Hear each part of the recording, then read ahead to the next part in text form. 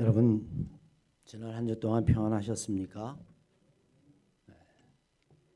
지난 2달 동안 나라를 온통 공포 속에 몰아넣었던 코로나 바이러스 사태가 국내에서는 이제 진정 국면으로 접어들었지만 세계적으로 쉽게 진정되지 않습니다.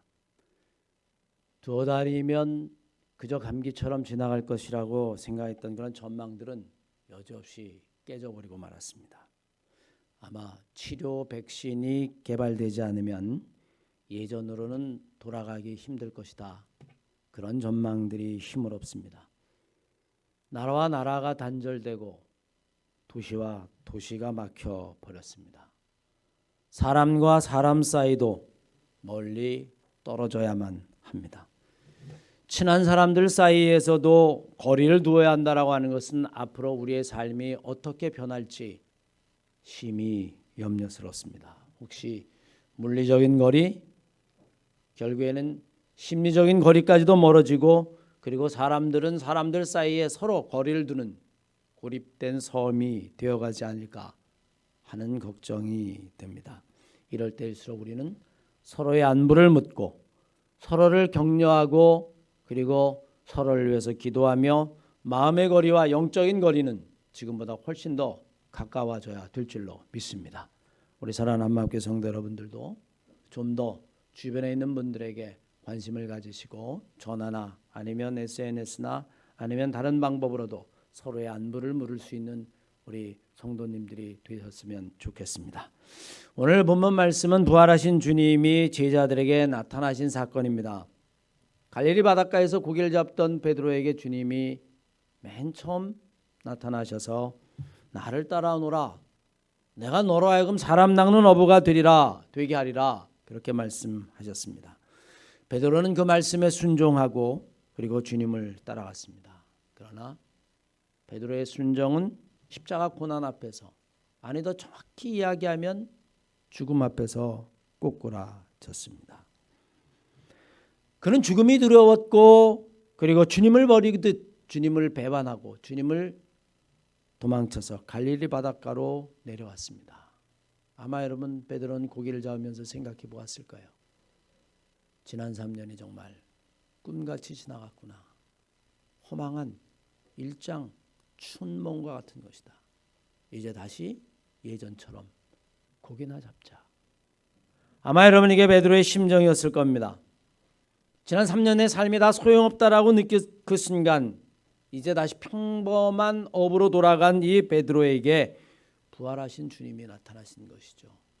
두 번째 갈릴리 바닷가에 베드로에게 찾아오신 겁니다. 우리는 살면서 스스로 이런저런 이유를 가지고 하나님을 떠날 때가 있습니다. 내 스스로 시험에 들거나 아니면 유혹에 빠져서 믿음의 파산자가 되고, 그리고 때로는 같은 교인들끼리의 갈등이나 인간관계의 실망, 실패, 이런 것들 때문에 우리는 교회를 떠나게 되거나 아니면 믿음에서 멀어질 때가 있습니다. 예전에 그렇게 뜨겁게 신앙생활하고 그렇게 모든 예배를 소중히 여겼던 그런 사람들조차도 종종 하나님을 떠나게 되죠. 사람 때문에 실망하고 때로는 사람 때문에 믿음이 꺾어질 수도 있습니다. 시험에 들면 누구나 그럴 수도 있습니다. 여러분 오늘 본 말씀에 베드로를 보십시오. 베드로가 그랬습니다. 죽음이 와도 변하지 않을 것이라고 그렇게 장담했던 베드로조차도 언제 그랬냐는 듯이 예수를 부인하고 그리고는 예전의 모습, 예수 만나기 이전의 모습으로 돌아가 버리고 말았습니다. 그러나 주님은 여러분 결코 포기하지 않으시죠. 주님은 오늘 낙심한 베드로에게 찾아오셨습니다. 그리고 다시 베드로의 믿음, 그의 신앙과 열심이 회복되기를 원하셨습니다. 오늘 본문 말씀을 읽어 내려가다 보면 주님이 베드로를 어떻게 회복시키시고 다시 부르시는지, 부활한 후에 다시 만난 베드로와의 대화 속에서 여러분과 제가 다시 한번 예수 그리스도를 처음 만났을 때 그 신앙과 믿음을 회복하는 그런 은혜를 경험하시기를 주의 이름으로 간절히 축원합니다. 마태복음에서 주님이 베드로를 부르실 때의 첫 번째 부르심은 베드로의 인생에겐 새로운 도전이었었습니다. 새로운 소명이었고 어쩌면 여러분 개인적으로도 베드로에게는 어마어마한 비전이었을지 모릅니다. 여러분 한번 생각해 보십시오. 평생 고기만 잡았어요. 베드로의 마음속에 그런 생각이 들지 않았을까요? 아유, 난 어떻게 평생 고기만 잡다 인생을 마치고 말 것인가. 오늘도 고기, 내일도 고기. 그저 바닷가 가서 그물을 던지고 고기를 잡는 것으로 내 인생을 이렇게 끝나야 하는 것인가. 자기 삶에 대한 회의가 찾아왔을지도 모릅니다. 그런 베드로에게 주님이 나타나셔서 더 이상 고기를 낚으라고 말씀하지 아니하시고 이제 내가 너로 하여금 사람을 낚는 어부가 되게 하리라 그렇게 말씀하셨어요. 베드로에게는 여러분 충격이었을 겁니다. 새로운 소망이었을 겁니다. 새로운 인생에 대한 도전이었을 겁니다. 그래, 이제는 나도 이 지겨운 고기를 그만 잡고 한번 사람을 낚아보자. 그게 뭔지는 모르지만 그것은 새로운 것이고 그리고 저분의 기적과 능력을 보면 그것은 대단한 일일 것이다. 아마 여러분 베드로는 그런 마음을 가지고 주님을 따라 나셨을 겁니다. 그러나 이제 그런 기대도 비전도 소망도 이제는 예수 그리스도의 죽음 앞에 여지없이 무너져 버리고 말았습니다. 여러분 이런 베드로에게 주님이 가서 또 찾아가셔가지고 자 나를 따라오너라 내가 너로 하여금 사람 낚는 어부가 되게 하리라. 여러분 똑같은 이야기가 통할까요? 아마 그 이야기는 여러분 의미가 없을 겁니다. 그런 사명과 소명은 여러분 이미 한번 꺾어졌기 때문에 그렇습니다. 이미 자신이 얼마나 나약한 존재인지 죽음 앞에서 공포 앞에서 자기의 스승 예수를 버리고 도망쳤던 그 자괴감 그것은 여러분 절대로 사명이나 아니면 새로운 비전으로 회복시킬 수 있는 것이 아니었기 때문에 그렇습니다. 또 한 번 생각해 볼 것은 여러분 베드로가 생각한 사명은 하나님이 원하는 사명이 아니었다라고 하는 사실입니다. 여러분 사명이라고 하는 것이 때로는 자기의 이름을 내는 것일 수가 있어요. 성공하고 출세하고 내가 다른 사람들보다 높아지고 내 삶을 좀 더 의미 있게 살고 그래서 내가 원하는 것들 내가 원하는 세상을 한번 만들어 보고 그게 내가 이 세상에 태어난 존재의 의미다. 성공하고 싶은 것, 출세하고 싶은 것, 다른 사람들보다 더 멋진 인생을 살고 싶은 것 어쩌면 여러분 베드로는 그런 마음을 가지고 예수를 따라 나섰을지도 모릅니다. 베드로와 그의 제자들은 알고 보면 여러분 이 덫에 걸린 것이죠. 이제 실패하고 낙심하고 자포자기한 이 제자들에게 이 베드로에게 주님이 하실 수 있는 말씀은 더 이상 인생의 성공을 보장하는 그런 사명은 아니었을 겁니다. 사람을 낚는 어부가 되게 하리라 라고 하는 말씀도 아니었을 겁니다. 오히려 더 근본적인 것, 더 영적인 것, 더 신앙적인 것, 삶에 있어서 더 깊은 존재론적인 것. 그래서 오늘 주님은 이 베드로에게 두 번째 찾아가셔서는 아무 말씀도 하지 아니하시고 내가 나를 사랑하느냐 라고 하는 사랑의 화두를 던지고 있다라고 하는 사실입니다. 정말로 여러분 주님을 사랑하십니까? 주님은 낙심하고 삶의 의미 그리고 자괴감에 빠져있는 베드로에게 뜬금없이 사랑 그것도 여러분 다른 이야기도 아니고 세 번이나 연속해서 베드로 스스로의 마음속에 근심을 불러일으킬 정도로 그렇게 사랑을 묻고 있는 이유가 어디 있을까요? 여러분도 오늘 이 아침에 주님이 베드로에게 내가 나를 사랑하느냐라고 던진 이 질문을 나를 향한 질문으로 여러분 받으시고 정말 내가 주님을 사랑하는가 다시 한번 생각해 볼 수 있는 그런 귀한 시간이 되시기를 주의 이름으로 간절히 축원합니다. 오늘 15절 이하의 말씀을 보십시오. 그들이 조반 먹은 후에 예수께서 시몬 베드로에게 이르시되 요한의 아들 시몬아 내가 이 사람들보다 나를 더 사랑하느냐 하시니 이르되 주여 그러하이다. 내가 주를 사랑하는 줄 주께서 아시나이다. 이르시되 내 어린 양을 먹이라. 여러분 이 질문 자체가 사실은 평이하지 않습니다. 그저 연인 사이나 아니면 부모와 자식 사이에 나를 사랑해? 여러분 이렇게 묻는 질문과는 사뭇 그 뉘앙스와 톤이 다릅니다. 요한의 아들 시몬아, 이 사람들보다 나를 더 사랑하느냐? 여러분 그렇게 물으셨어요. 마치 여러분 비교하면서 물은 것 같은 느낌입니다. 주님이 왜 비교하면서 물으셨을까요?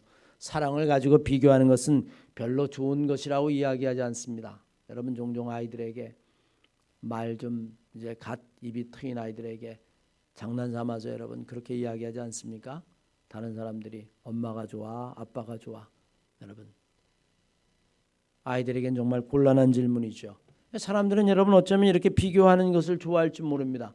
여러분 어쩌면 주님이 그런 의미를 가지고 여러분 이 사람들보다 나를 더 사랑하느냐? 여러분 그렇게 질문을 던진 것일까요? 사실 여러분 오늘 본문 말씀을 좀 더 이해하려고 하면 이 사람들이라고 하는 여러분 헬라어 원어를 한번 들여다봐야만 합니다. 이 원어는 플레온토톤이라고 하는 단어를 썼는데 정확히 번역하면 이것들보다라고 이렇게 번역될 수 있는 거예요. 사실 여러분 이것은 인칭대명사라기보다는 여러분 지시대명사에 가깝습니다. 문제는 여러분 플레온토톤이라고 하는 이 단어가 정확히 무엇을 의미하느냐 하는 겁니다. 우리나라에 번역된 7, 8개의 석들을 여러분 다 읽어보면 약간씩 여러분 그 뉘앙스를 다르게 설명해 놓았습니다. 그리고 그렇게 해석될 수 있는 가능성이 여러분 다 있어요. 먼저 여러분 첫 번째는 지시대명사로서 이것들이라고 여러분 번역될 수 있습니다. 그러면 여러분 어떻게 되는지 아십니까?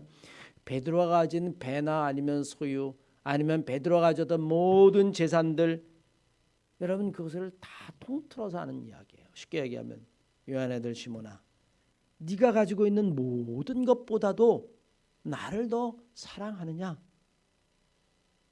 그가 가진 여러분 소유들, 우리는 여러분 종종 뱃사람이라고 이야기하면 가난한 어부를 생각하지만 그 당시에 자기의 배를 가지고 있다라고 이야기하면 여러분 결코 가난한 어부가 아닙니다. 오히려 여러분 부유하다라고 이야기하는 것이 오히려 여러분 더 적합할 겁니다.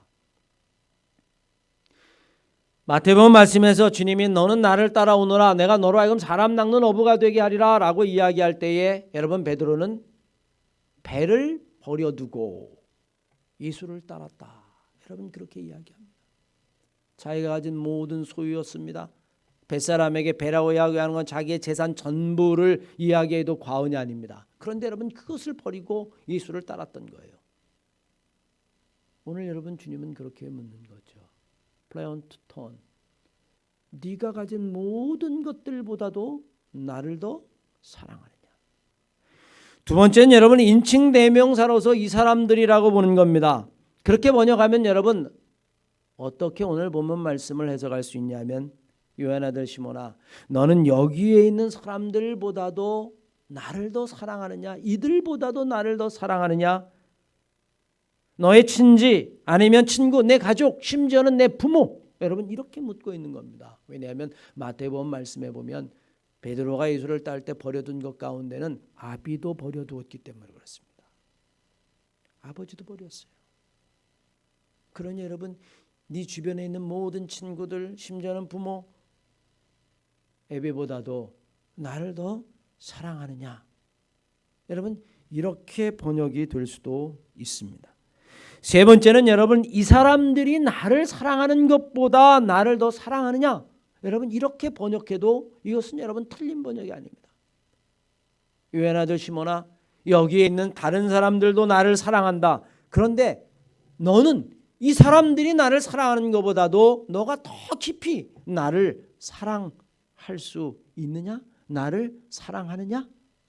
여러분 아마 우리가 개정개혁을 읽을 때 느끼는 뉘앙스는 이 세 번째 뉘앙스일 겁니다. 그러나 여러분 이 세 가지 해석은 다 되는 거예요. 요한의 아들 시몬아, 네가 가진 모든 것들, 소유, 재산, 배, 이것들보다도 나를 더 사랑하느냐? 요한의 아들 시몬아, 여기에 있는 이들, 너의 친지, 부모, 심지어는 애비보다도 나를 더 사랑하느냐?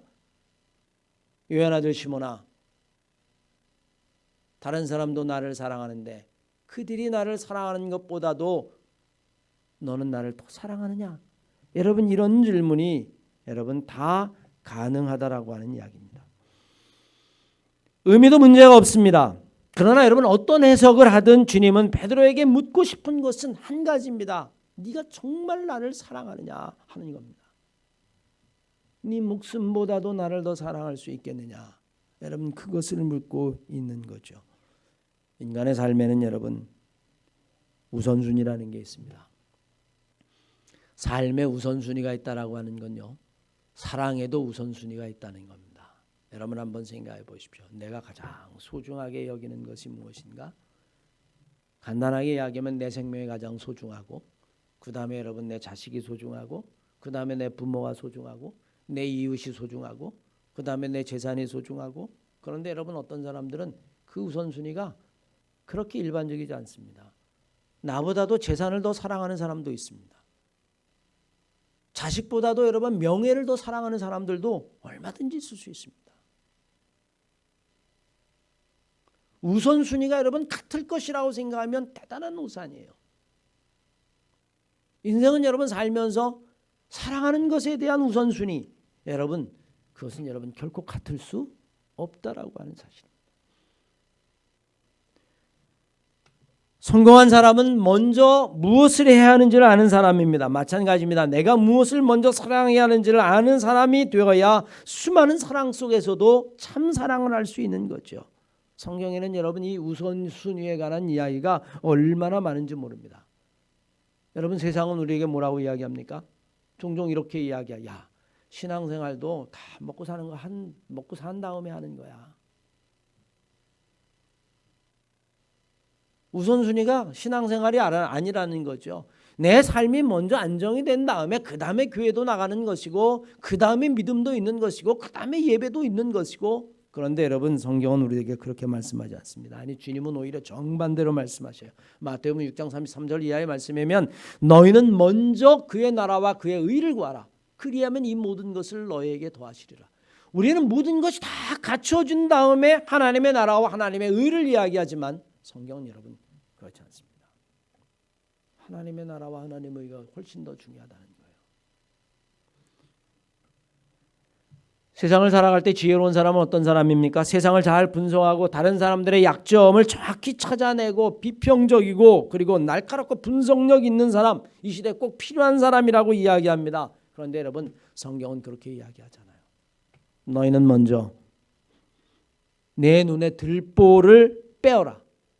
그 후에야 네가 형제의 눈 속에 들보를 보게 될 것이다. 너의 잘못을 먼저 깨달아야 비로소 다른 사람의 잘못을 깨닫게 될 것이다. 그런데 여러분 우리는 그렇게 이야기하지 않죠. 내 잘못은 모릅니다. 아니 나는 잘못한 게 아니에요. 내로남불입니다. 내가 하면 여러분 로맨스고 남이 하면 여러분 불륜이라는 것처럼 내가 하는 것은 다 옳은 것입니다. 남의 약점은 기가 막히게 잡아냅니다. 저 사람은 말이 많아. 저 사람은 신경질적이야. 저 사람은 짜증도 잘 내. 저 사람은 그런데 여러분 돌이켜보면 내가 말이 많은 거고 내가 무관심한 거고 내가 짜증을 내는 거고 우린 여러분 자기를 돌이켜보지 않아요. 그런데 여러분 성경은 분명히 이야기합니다. 너는 먼저 너의 눈에 들보를 빼라. 그래야 비로소 다른 사람의 것을 이야기할 수 있을 것이다. 무엇을 먼저 사랑해야 하는지를 아는 사람만이 참 사랑이 무엇인지도 압니다. 오늘 여러분 본문 말씀에 주님은 베드로에게 가서 가장 먼저 하신 말씀이 네가 정말로 나를 사랑하느냐? 그 이야기는 여러분 많은 이야기를 함축하고 있죠. 너의 마음을 돌이켜보아라. 네가 이야기한 참사랑이 무엇인지를 생각해봐라. 인간이 왜 사는지도 생각해보아라. 지나간 3년 동안에 나와의 삶을 한번 반성해보아라. 여러분 그 사랑이라고 하는 단어 속에는 어쩌면 여러분 삶 전체가 다 담겨져 있기 때문에 그렇습니다. 더 나아가서 예수님께서 여러분 똑같은 질문, 내가 나를 사랑하느냐라고 하는 질문을 던진 이유가 있다면 그것은 예수님은 오직 사랑으로 모든 것들을 해결하기를 원하셨기 때문에 그렇습니다. 십자가가 바로 사랑이라는 것을 보여주고 싶으셨기 때문입니다.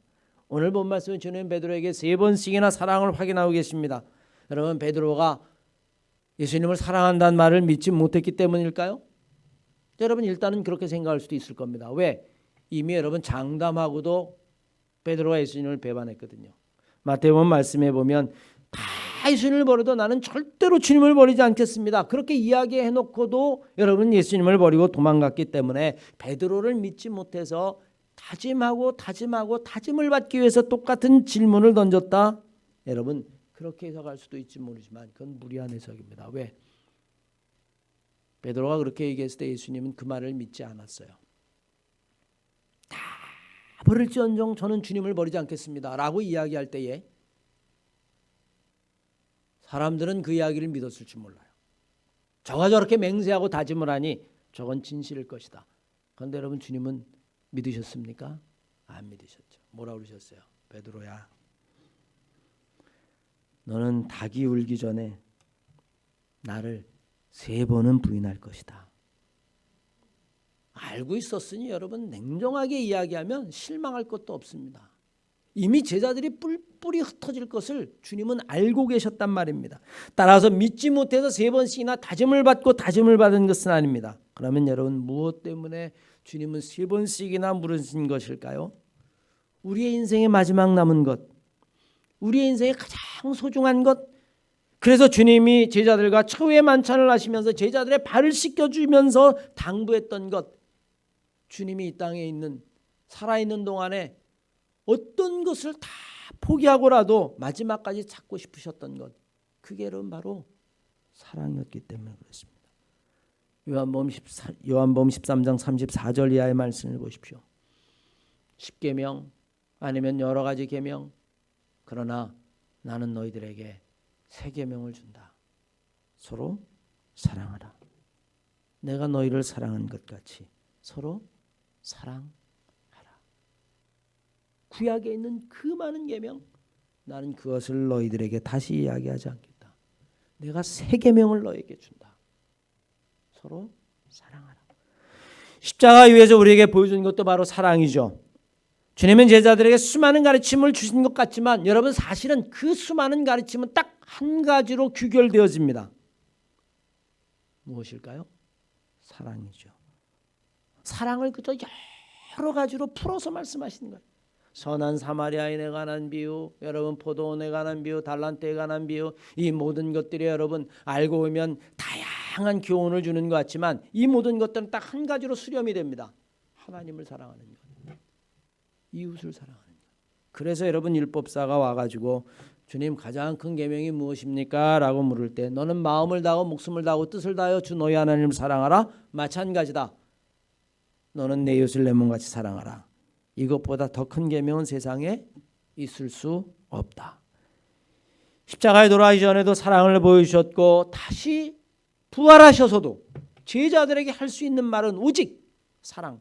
그래서 말씀하시기를 요한아들 시몬아, 네가 나를 사랑하느냐? 이렇게 베드로에게 묻고 계신 겁니다. 베드로에게 시시바비를 가리고 싶은 마음이 없으셨습니다. 책망하고 싶은 마음은 더더욱 없었습니다.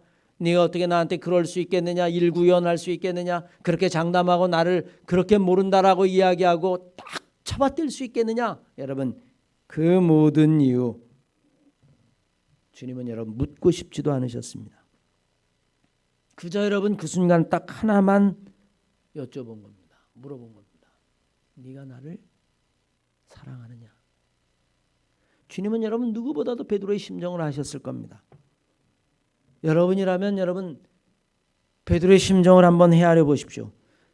그렇게 장담하다가 3번이나 딱 잡아떼고 도망치듯이 고향으로 내려와 있는데 부활한 주님이 눈앞에 딱 계신 거예요. 여러분 그때 베드로의 심정이 어떻겠을까요? 변명이라도 하고 싶었을까요? 쥐구멍이라도 들어가고 싶었을까요? 자기 삶에 대한 여러분 회한과 실망들 아마 여러분 정말로 복잡했을 겁니다. 이 순간 베드로의 마음을 회복하고 치유하고 그의 허물과 실수를 여러분 덮고 회복해 줄 수 있는 건 오직 딱 하나밖에 없죠. 네가 정말 나를 사랑하느냐?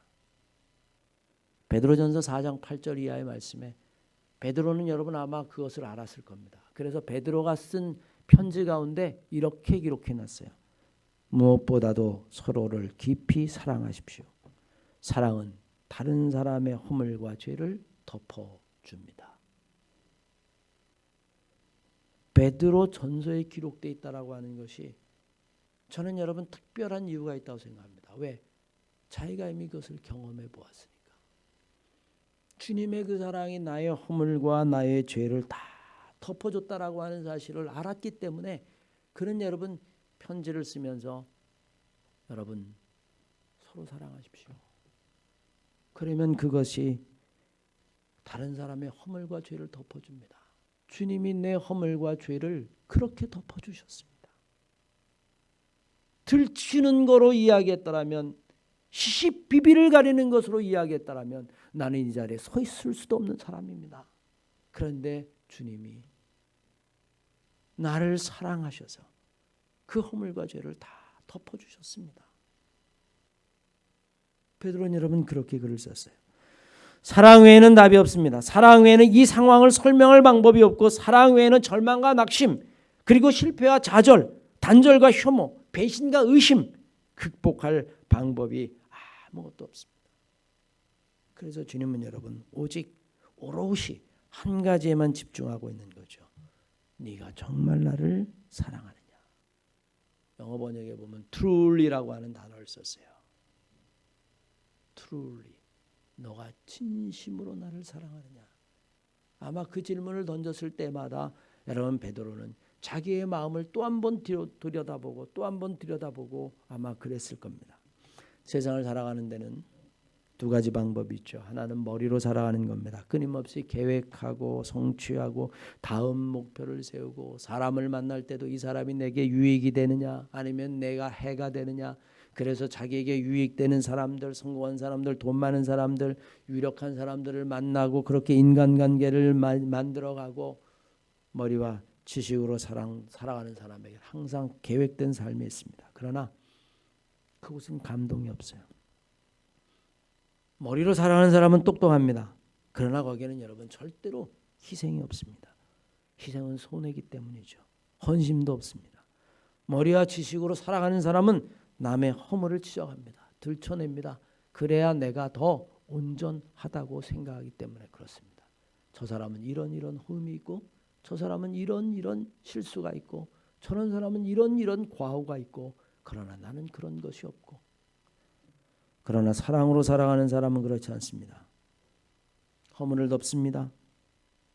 뿐만 아니라 가슴으로 살아갑니다. 거기에는 희생이 있습니다. 헌신이 있습니다. 주님이 베드로의 사명을 회복시킨 것도 그의 예전의 불같은 용기와 믿음을 회복하는 것도 여러분 오직 하나입니다. 사랑을 회복시키는 것뿐입니다. 그 사랑을 되돌아보라는 겁니다. 오늘 본문 말씀을 통해서 끊임없이 베드로에게 네가 나를 사랑하느냐 네가 나를 사랑하느냐 네가 나를 사랑하느냐라고 하는 질문은 베드로를 계속해서 영적으로 더 깊이 들어가게 만들어주는 거예요. 그렇습니다. 그렇습니다. 또 한 번 깊이 생각해보고 그렇습니다. 그리고 여러분 마침내 그 사랑이 있다면 그 사랑으로 나의 양을 돌보라는 겁니다. 어부였던 베드로에게 고기를 많이 잡는다라고 하는 것은 여러분 부자가 되는 것이고 성공하는 것이었습니다. 고기를 많이 잡는다라고 하는 것 대신에 사람을 많이 낚는다라고 이야기하는 것이 베드로에겐 또 사랑이요 또 성공이요 어쩌면 여러분 자기의 것을 이루는 것으로 생각했을지도 모릅니다. 사람은 여러분 자기가 가진 것, 배운 것, 느낀 것, 깨닫는 것 그것 가지고 여러분 세상을 보게 돼 있죠. 고기를 많이 잡으면 내가 정말 이제 부자가 될 텐데 나는 성공할 텐데 집도 사고 땅도 사고 사람을 많이 낚으면 나는 유명해질 텐데 내가 사람들을 끌고 다닐 텐데 그럼 나는 성공한 사람일 텐데 여러분 어쩌면 베드로는 여러분 그렇게 생각했을지도 모릅니다. 그러니 고기도 수지가 맞는 삶인데 내가 사람을 다 끌고 다닌다면 나는 정말 내 인생 멋지게 한번 살아볼 거야. 그래서 여러분 사람 낚는 어부가 되게 하겠다라고 하는 말에 혹시 따라간 건 아닐까요? 그러나 여러분 내 양을 치라라고 이야기하는 것, 양을 돌본다라고 하는 것은 전혀 다른 차원입니다. 거기에는 사랑이 필요합니다. 관심을 가져야만 합니다. 희생이 필요합니다. 주님이 그렇게 하셨기 때문에 그렇습니다. 고기를 낚는 것과 사람을 낚는 건 내가 얻는 것이지만 여러분 돌보는 것, 그것은 여러분 내 안에 있는 사랑을 나누어 주는 겁니다. 무엇인가 내가 줄 수 있는 사람이라는 것을 깨닫게 될 때에 인간은 비로소 자기 자신의 존재의 가치를 발견하게 됩니다. 내가 정말로 이 세상에서 필요한 사람이 누구인가? 여러분 무엇으로 알 수 있을까요? 그것은 내가 다른 사람에게 사랑을 줄 수 있을 때 비로소 인간은 존재의 가치, 존재의 의미가 있는 겁니다. 여러분 한번 생각해 보세요. 모든 사람에게 다 받기만 한다. 그것이 여러분 무엇이든 하물며 사랑이면 말할 것도 없고요. 그건 여러분 사실은 존재를 유지하는 것이지 가치는 없습니다. 하지만 여러분 정말 사랑을 나누어 준다. 내가 있는 것들을 다른 사람에게 정말로 나누어 준다. 그것이 물질이든 아니면 관심이든 마음이든 사랑을 줄 수 있을 때에 인간은 비로소 인간일 수 있고 그 존재는 빛을 발하기 시작하는 겁니다. 주님은 여러분 베드로에게 말씀하셨어요. 정말 나를 사랑하니? 그러면 그 사랑을 양들에게 나누어 줄 수 있겠니? 너를 희생할 수 있겠니? 그들을 위하여 헌신할 수 있겠니? 그것을 내 양을 먹이라 라고 이야기하는 거죠. 왜 자식을 바라보는 부모의 마음이 흐뭇하고 행복할까요? 바로 사랑을 주기 때문입니다. 사랑은 받을 때도 즐겁지만 진정한 행복은 사랑은 받을 때가 아니라 줄 때 진정으로 행복합니다. 주님은 여러분 부활하셔서 베드로를 찾아오신 자리에서 아무것도 묻지 않으셨어요. 왜 하고 싶은 마음이 말씀이 없었겠습니까? 아마 우리 같았으면 여러분 3일 밤을 새도 하고 싶은 이야기가 있을 겁니다. 내가 그때 심정이 어땠는 줄 아니? 너는 그때 심정이 어땠니? 한번 들어보고 싶다. 그러나 여러분 다 부질없는 이야기입니다. 그것들은 여러분 오히려 상처만 입히는 일이죠. 주님은 아무것도 묻지 아니하시고 베드로야, 네가 정말로 나를 사랑하느냐? 저는 여러분 이 아침에 주님이 우리에게도 그렇게 묻고 있다고 믿습니다. 지난주가 부활주일이었는데 부활하셔서 제일 먼저 제자들에게 오셔서 하신 말씀이 이 말씀이에요. 여러분과 저에게도 똑같이 묻고 계실 겁니다.